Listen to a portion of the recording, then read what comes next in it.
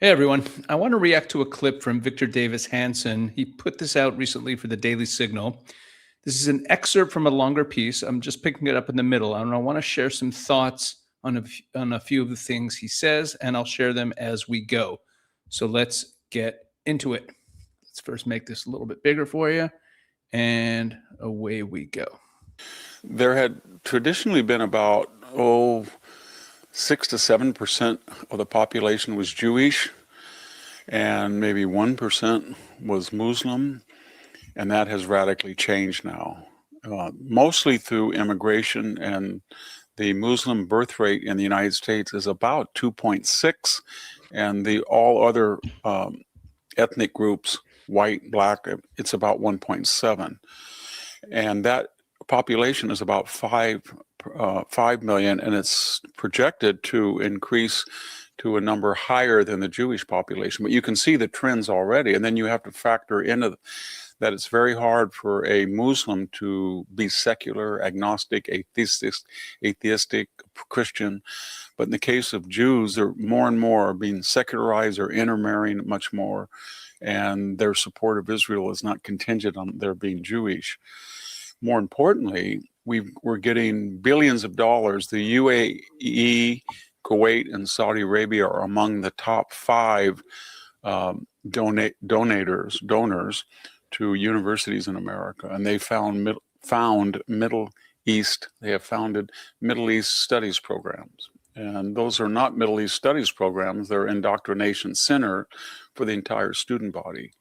So demography means that people feel that in states like Michigan, the future will be you have to say something critical of Israel. And remember El Said, the candidate in the Democratic primary, said he didn't want to really criticize anything about Iran. And if he said anything positive about the United States taking out or Israel taking out this atrocious leader, Khamenei, the supreme leader, then his constituency in Michigan would be upset. That was kind of an admission that there's a growing minority in America that hates Israel, and they have a lot of money, and they're gaining political clout, and that's going to increase. What we see in the university is going to be mainstream into society at large. The third. Okay, so he's talking about anti-Semitism. That's the subject of his video. So he makes 2 points in the section I just showed you. The first is about DEI, the protected class framework does create a permission structure for anti-Semitism on the left, and I don't dispute that. But the second point, the Gulf money flowing into American universities, that's actually the more important point. And I think he almost buries it. He mentions it and he moves on. And I want to stay here a little longer because this deserves more attention. Qatar is really the main, is like the largest donor to American universities. He didn't even mention them. And they don't just write checks. They build infrastructure. They fund whole departments in the universities. They hire faculty. They shape curricula. And what comes out of that investment? A generation of students at a lot of major American universities who've been taught a very specific narrative about Israel and about the Middle East and about who the victims and villains are. They pour a lot of money into the Ivies, and we saw all about the Ivy League schools. Everyone remembers the famous hearings about anti-Semitism on those campuses. So this is all not by accident. It's a strategy that's employed by the enemies of Israel, pouring billions of dollars into American academia. Okay, it's part of their strategy, and it worked. We'll come back to this because the story of the Gulf money doesn't end at university campuses, not by a long shot. Okay, let's take a look at the next thing that VDH has to say. Third is the Democratic Party is not democratic anymore. As I've said before, it has a Jacobin agenda, a French Revolutionary Party agenda. It's not just that they want to tear down statues and rename buildings and change the foundational date to 1619. Those are all Jacobin trademarks. But they have a holistic socialist agenda: open borders, illegal immigration mainstream, mass amnesties, no cash bail, critical legal theory, DEI, and massive cuts in defense raising taxes and more entitlements, of course, in the New Green Deal. But embedded in that agenda is anti-Israelism and indifference to anti-Semitism. I say embedded because that's a non-negotiable agenda. If you want to be nominated for an office in the Democratic Party, you can't come out for pipelines or more drilling, drill baby drill. You can't say we need tougher criminal prosecutions. You can't say, I love the wall, it's a good idea. You can't say anything. And by that same reasoning, you cannot say you support wholeheartedly Israel. Anybody who does so in the Democratic Party, like John Fetterman, the senior senator from Pennsylvania, becomes persona non grata in his own party. Finally, there is a sense that the institutions in the United States that bequeath laurels and mainstreaming and adulation, they're all left wing. All the awards are left wing, all the book reviews, the major venues are left wing, the major media is left wing. And a lot of people feel that they've been in the wilderness, they've been pelted with this left wing hailstorm, and at some point they get tired and they want to come out of the storm. And so we've seen people at the Bulwark, for example, who have flipped over and now they receive adulation. So when Tucker Carlson said he was going to interview a number of really strident anti-Semites and anti-Israelis, and he wants to have Graham Plattner, the notorious nominee, would-be nominee, he is the nominee now, from Maine, who had a Totenkopf death head's Nazi tattoo on him. Then there were people, he immediately won a New York Times interview. The New Yorker wants to interview him. Atlanta writes about him. They would not have touched Tucker Carlson 2 years. So there's a sense that in this growing momentum, a lot of people want to piggyback on it, whether for clicks, especially foreign audiences. We're starting to learn that a lot of our people on the left that hate Israel and a lot of the people on the right that do get enormous audiences overseas, mostly from the Middle East. So you add this all together, and for many people without strong convictions, they look at the ledger and they say, well, the DEI community is anti-Israel, and probably many of them think they can be anti-Semitic without consequences. The demography is there, the money is there, the whole left-wing agenda is a parcel, so you can't really defect from it. You have to embrace it if you're a Democrat. And there's some money to be made, or there's some power to be gained, or there's some approval to be had. Okay, let's pause it there. She's talking about the incentives, the incentive structure that exists, right? Now, he's right that the Democratic Party has shifted dramatically on Israel. And he mentions Senator John Fetterman from Pennsylvania. He's absolutely paid a price for being openly pro-Israel in his own party. That's real. But I want to push back a little on the framing here. You see, he presents this almost entirely as a left-wing problem, right? A Jacobin socialist agenda that has anti-Semitism baked into it as a package deal. And I think that framing, while partly true, actually lets the right off the hook in a way that is not really honest. It's not really accurate, because here's what's also happening. On the right, in the MAGA world, in conservative media, we're seeing the same rot spreading, just it has a different veneer, a different aesthetic, right? It's attached to different issues at times. Like, so I've talked about this a lot on this channel, like about Tucker Carlson and Candace Owens and others who have spent the last couple of years platforming Holocaust revisionism, conspiracy theories about Jewish power, and open hostility to Christian Zionism is one other theme, right? So they call it like just asking questions, right? It's a little different than the left-wing flavor. But here's what I think is driving it on the right, because it's not the same mechanism as on the left. On the left, it's the DEI, the victimhood politics that being anti-Israel fits into, the oppressor-oppressed binary. But on the right, it's something different. It's a different type of grievance. It's economic grievance, right? There's a generation of young conservatives, Gen Z MAGA, who are genuinely struggling. They can't afford a home. They feel locked out of the economy. They feel locked out of institutions. They feel locked out of a future that their parents took for granted.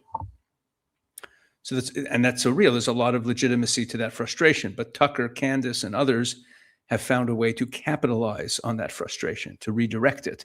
The message, sometimes explicit, sometimes implied, is that the reason you can't get ahead is because someone else has a stranglehold on the system. And this is what Charlie was very much speaking out against, even though he embraced some of the anti-Israel narratives. He did waver on certain points about Israel. That's well known, but he absolutely called out what was being this blaming the Jews culture that was taking hold on the right. So it's the same old grievance politics, just wearing a MAGA hat instead of a keffiyeh. It's a different aesthetic, but it's the same construct, right? Blaming the Jews.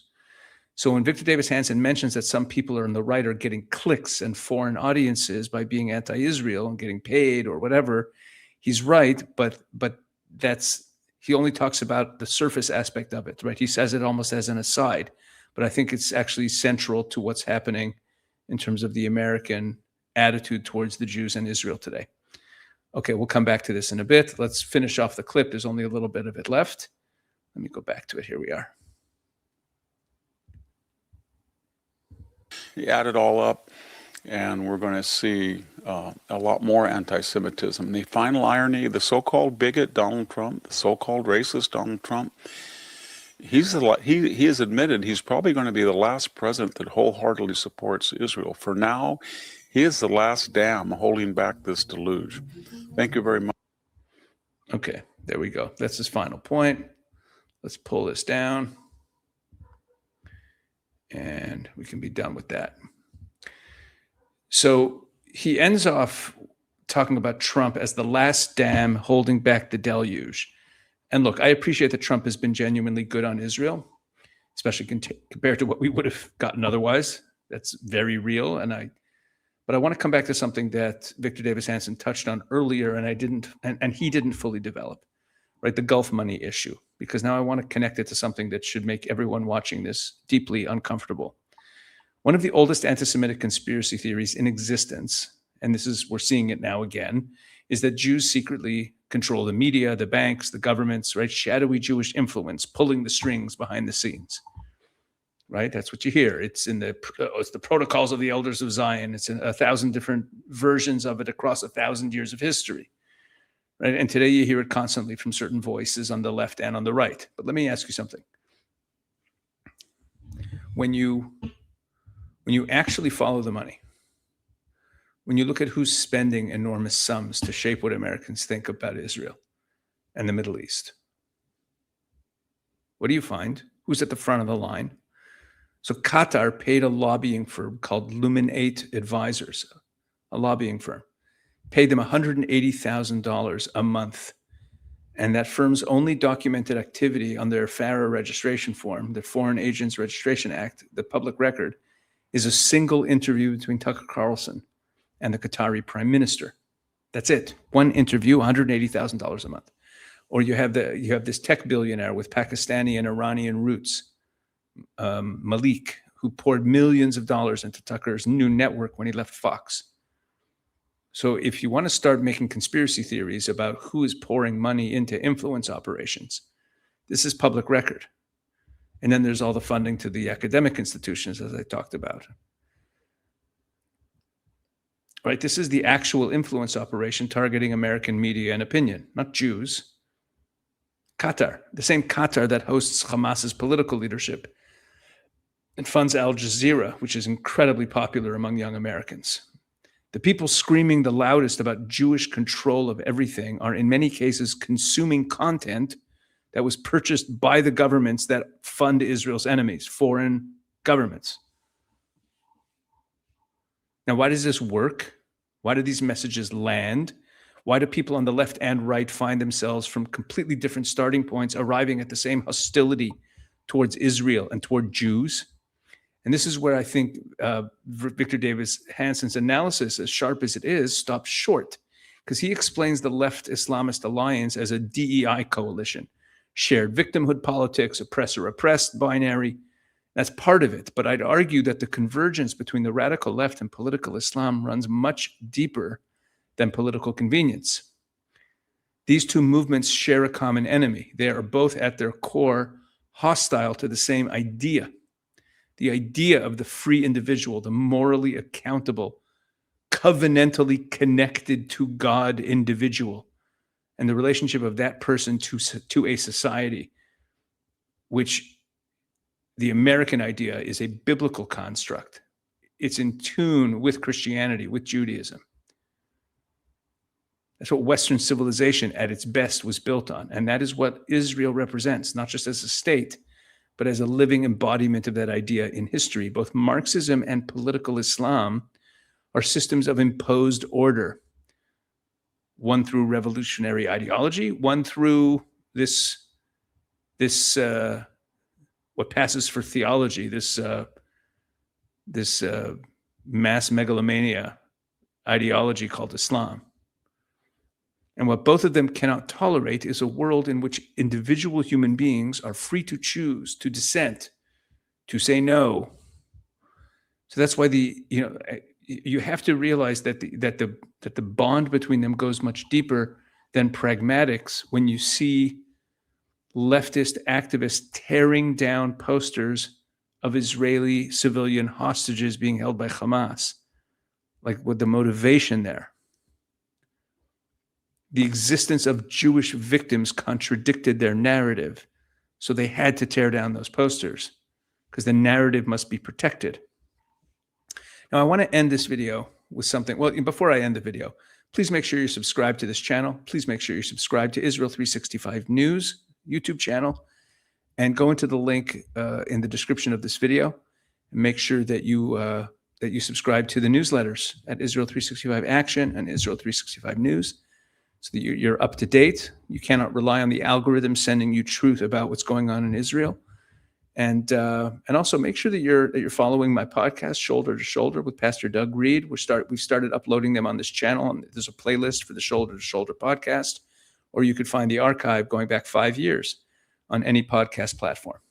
Now, I want to end this video with something that is actually important for perspective on this whole issue of anti-Semitism, for Jews watching this and for Americans watching this, really mainly. History is very clear on what anti-Semitism means for a society.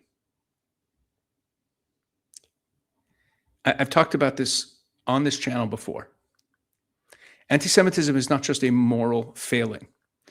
It is a symptom, a glaring, 5-alarm symptom of civilizational decay. Okay, that is a pattern in history. Every society that has gone down this road, whether it's medieval Europe, Nazi Germany, the Soviet Union, the radical Islamist regimes of today, it's all followed the same pattern. Instead of asking, how do we solve our problems, you start asking, who do we blame? And Jews, who are never the majority, so they're always seen as outsiders, and they tend to be very successful, Jews are targeted. Once you go down the road of asking, who do we blame for our problems, the intellectual rot sets in.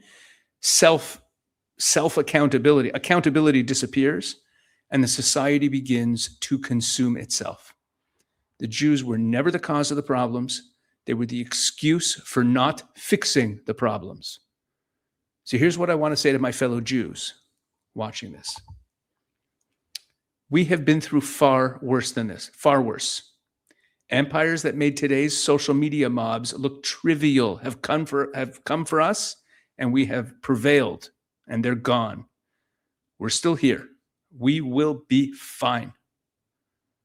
The people that I'm worried about are Americans, because if America goes down this anti-Semitism road, if this poison takes hold on the right and on the left simultaneously, and if it gets normalized, if the Tucker Carlsons and the campus radicals between them manage to make Jew hatred respectable, America is the one that loses. Not just morally. America will lose civilizationally. That's what history tells us. And that brings me to the final point I want to make. And this is the most personal one for me. If you want to know why I've dedicated so much of my life to building stronger relationships between the Jewish community and Christians, Christian leadership, the Christian communities. This is why. Right here, what I just described. Because when I look at the landscape, the campus left, the Gulf-funded influence operations, the Gen Z right that's being fed anti-Semitism disguised as populism, and I ask myself, where is the reservoir of genuine, deeply rooted support for Israel and for Jews in America? If there is one left, where is it? And the honest answer is, it's in the Bible-believing Christian community. Full stop. That's where it is. And it is the only community large enough, grounded enough, and motivated by something deep enough to actually turn this around, if there's any chance. But here's the thing. That reservoir only holds if the faith holds. A Christianity that is biblically literate, that reads the Bible seriously, that understands the covenant, that knows what Israel means in the story of God and humanity. That Christianity is naturally, organically, theologically going to be pro-Jewish and pro-Israel, not because of politics, but because of faith and values. But a Christianity, an American Christianity that drifts from its biblical roots, that is hollowed out by secularism or replaced by a kind of therapeutic, feel-good spirituality. Salvation without any biblical grounding and biblical concept of what God is doing in history, that comes from biblical literacy. A Christianity can go down a path where it has no immune system to defend against these mind viruses. It has no answer to the grievance narrative. It can turn Christianity into a grievance narrative. That Christianity would have no framework for understanding why Israel matters, because you need to read the Bible to encounter the God of history. So when I say the only real chance to turn this around is a resurgence of biblical faith and biblical literacy in the Christian church, I mean that. And I'm not saying this to flatter my Christian friends and partners, as an honest assessment of the situation. That's why I'm saying it. And this is why I'm calling on the Jewish community, my community, to wake up to this. I know it's uncomfortable. I know Jews have historically been wary of Christian interest in Israel. And there's reasons for that. And there are red lines that we do not cross. But this moment demands that we get past the wariness and engage seriously, positively, generously with the Christians who stand with us. And our assessment of who's friend and who's foe is which side of the civilizational struggle are you on? These are not alliances of convenience. Right now, this is the most significant community of genuine support we have left in America, period. Victor Davis Hanson ends by saying that Trump is the last dam. Okay, dams can break. The Jews will be fine. We always have been in the end. But if America wants to be fine, the renewal has to start somewhere. And I believe with everything I have that it starts with the Bible. And it starts with the faith community getting its head straight. All right, that's all I have to say here. Thank you very much for watching. Please share this video, like and subscribe if you're not already. And as always, God bless you.